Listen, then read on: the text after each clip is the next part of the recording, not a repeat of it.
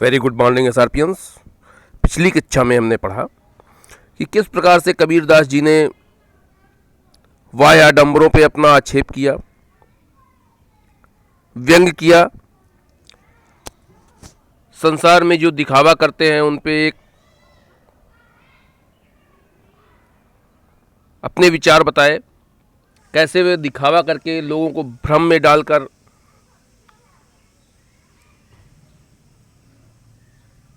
अपनी जीविका चलाते हैं या जो भी करते हैं।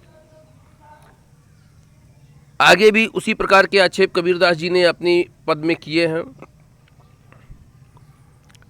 टोपी पहिरे माला पहिरे छाप तिलक अनुमाना, टोपी पहिरे माला पहिरे छाप तिलक अनुमाना,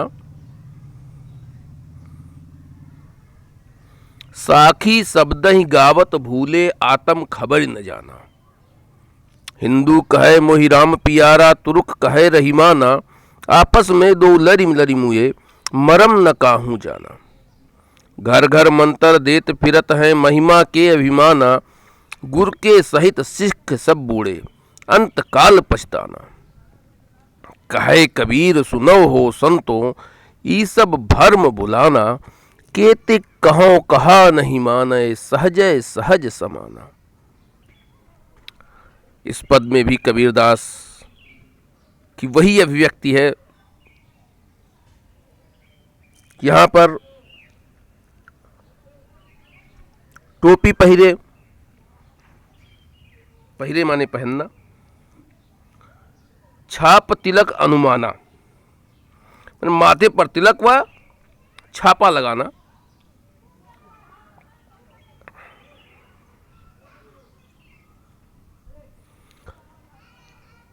साखी माने दोहा, शब्द ही माने वह मंत्र जो गुरु शिष्य को दीक्षा के अवसर पर देता है, गावत माने गाते हुए, भूले माने भूलना, आत्म खबर माने आत्मा का ज्ञान, मोही माने मुझे, तुर्क माने मुसलमान, दो माने दोनों, लरी माने लड़ना, मुए माने मरना, मर्म माने रहस्य। आपस में दो लरी मुए मरम न काहू जाना।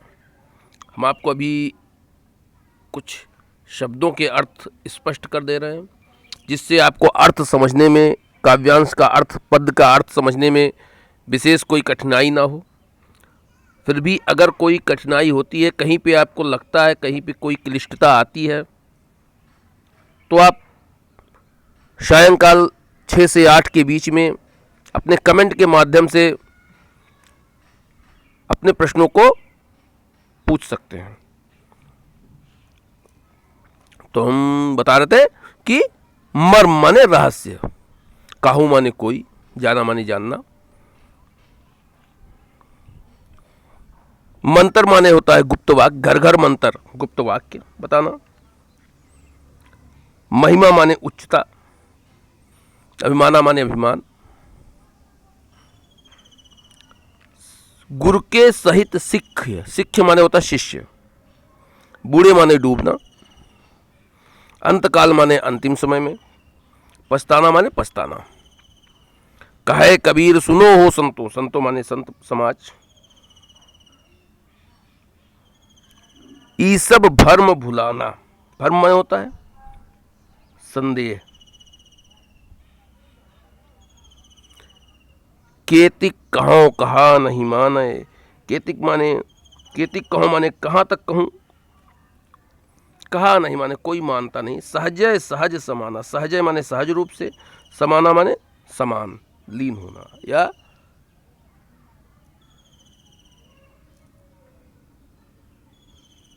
बहुत आसान है कहने का तात्पर्य यह है।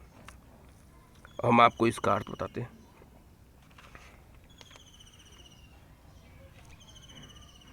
पूरे पद्य में कबीरदास वाह आडंबरों पर चोट करते हुए कहते हैं कि कुछ विशेष लोग आडंबर के रूप में टोपी पहनते हैं, माला धारण करते हैं, माथे पर तिलक लगाते हैं, शरीर पे छापा बनवाते हैं,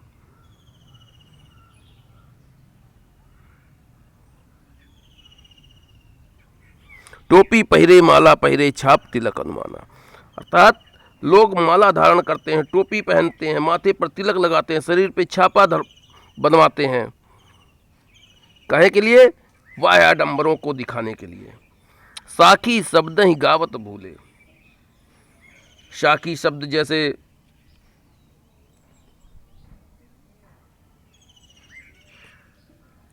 ज्ञानमयी धारा को वो कबीरदास कहते हैं साखी शब्द ही गावत भूले आत्म खबर न जाना।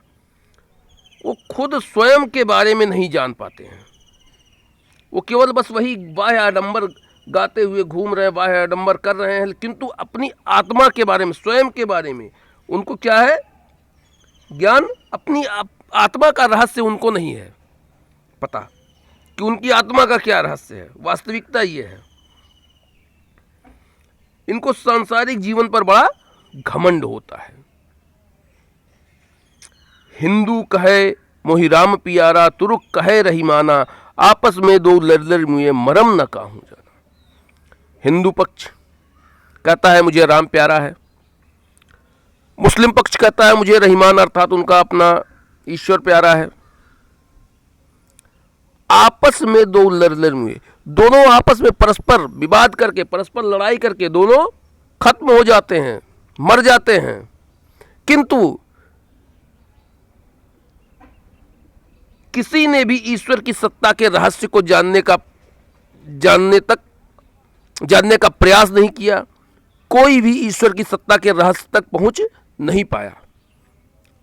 जो लोग अपना अपना धर्म का आडंबर करके आपस में लड़ाई करते हैं, विवाद करते हैं, उनमें से कोई भी आज तक ईश्वर की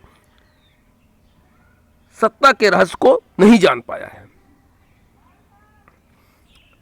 आगे कबीरदास कह रहे हैं कि घर घर मंत्र देत फिरत हैं, महिमा के अभिमाना। समाज में पाखंडी गुरु घर घर जाकर लोगों को मंत्र देते हैं, उन्हें सांसारिक माया का बहुत अभिमान है। और गुरु के सहित सिख सब बूढ़े, अंत काल पछताना। ऐसे लोग जो ऐसे गुरुओं की शरण में जाते हैं, कबीरदास जी कह रहे हैं कि ऐसे गुरु और ऐसे शिष्य सब अज्ञान में डूबे हैं और इनको अंतकाल में पछताना पड़ता है। कहे कबीर सुनो हो संतों, ई सब भर्म भुलाना। कबीरदास जी कह रहे हैं कि हे संत समाज सुनो,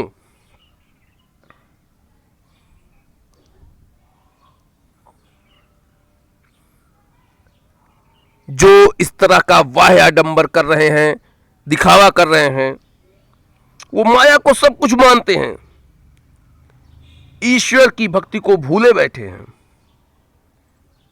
कहे कबीर सुनो हो संतो, हे संत समाज, हे सज्जन पुरुष, हे ईश्वर के सच्चे प्रेमी,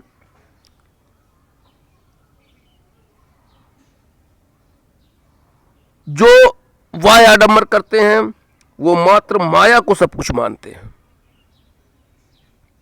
वो ईश्वर की भक्ति को भूले हुए बैठे हुए हैं। केतिक कहूं कहा नहीं माने, सहज सहज समाना। कबीरदास जी कह रहे हैं कि इनको कितना भी समझाइए, केतिक कहूं कहा नहीं माने, किंतु ये मानने वाले नहीं हैं। कबीरदास कहते हैं कि ईश्वर की प्राप्ति अत्यंत ही सहज है, ईश्वर सहज साधन से ही प्राप्त हो जाता है।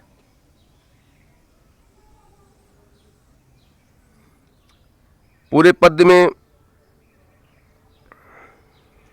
अनुप्रास अलंकार की छटा दर्शनीय है।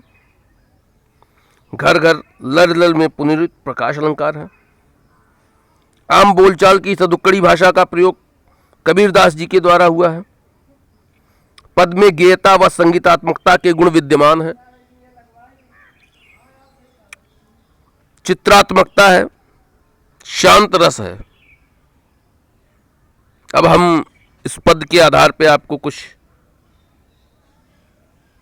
प्रश्न देंगे जिनका उत्तर आप देने का प्रयास कीजिएगा। पहला प्रश्न है, कबीर ने हिंदुओं तथा मुसलमानों को किन पाखंडों का विरोध किया? कबीर ने हिंदुओं तथा मुसलमानों के किन पाखंडों का विरोध किया है? पुनः सुन लें, कबीर ने हिंदुओं तथा मुसलमानों के किन पाखंडों का विरोध किया है?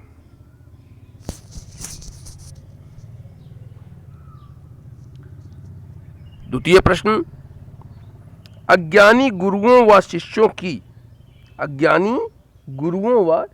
की क्या गति होती है? अज्ञानी गुरुओं व शिष्यों की क्या गति होती है?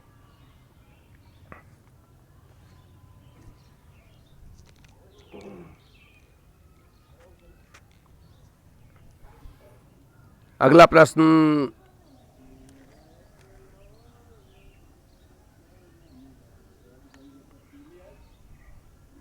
पद्यांश का काव्य सौंदर्य अपने शब्दों में लिखें।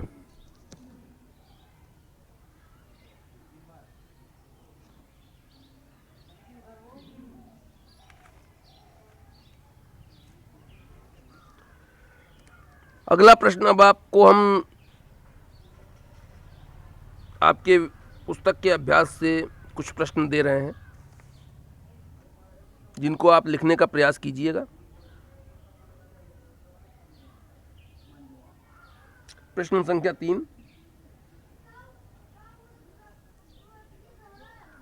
जैसे बाढ़ी काष्ठ ही काटे अग्नि न काटे कोई, सब घटी अंतर तू ही व्यापक धरे स्वरूप है सोई। इसके आधार पर बताइए कि कबीर की दृष्टि में ईश्वर का क्या स्वरूप है?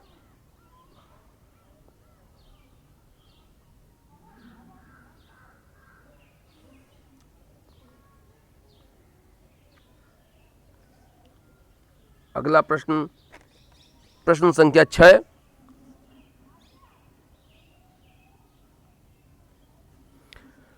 कबीर ने नियम और धर्म का पालन करने वाले लोगों की किन कमियों की ओर संकेत किया है?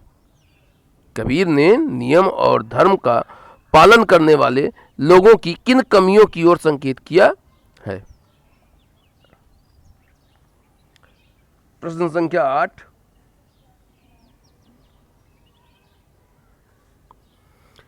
बाह्य आडंबरों की अपेक्षा स्वयं को पहचानने की बात किन पंक्तियों में कही गई है? बाह्य आडंबरों की अपेक्षा स्वयं को पहचानने की बात किन पंक्तियों में कही गई है? उन्हें अपने शब्दों में लिखें। इन प्रश्नों को विशेष रूप से आप करिएगा।